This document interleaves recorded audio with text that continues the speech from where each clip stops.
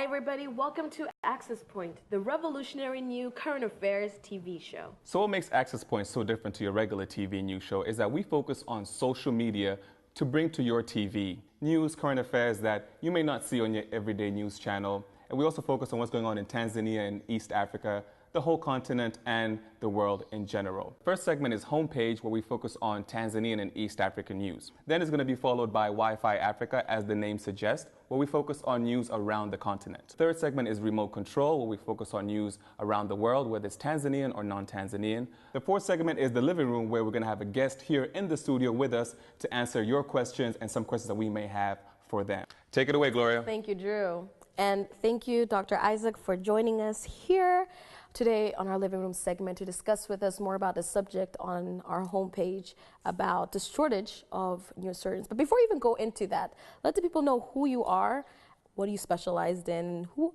is Isaac Morrow, or Dr. Isaac Morrow. Let's just bring it home into the topic at hand, because there's a lot of articles that have been coming out about this topic, about the lack of neurosurgeons or doctors here.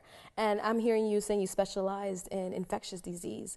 You did your master's in the States, you went and did your master's in Berlin, you've just been traveling, doing your master's in infectious disease. So what pushed you to go in that direction? I wanted to be a doctor, but then I wanted to be a doctor that could make a difference. And in the countries like ours, it's a little bit tricky in terms of what you want to do and something that will really be something that people need. Let's say you can be an internal medicine doctor. All right. That'd be very useful for people. But Here in then, Tanzania. yeah, here in Tanzania. But then, how are you going to survive? I mean, in terms of pay and in terms of, how you're going to conduct your life, everyday life. So those doctors are not paid considerably the same amount as maybe a doctor who's a pathologist or a doctor who's a neurosurgeon? Sometimes it differs, but then it differs on the market. There was some strikes a little whiles back that were taking place. A lot of doctors were against the treatment of how they're being treated, salary-wise, also how they're being treated by their facilities where they're working, the government. Do you think that it was fair for the people to strike?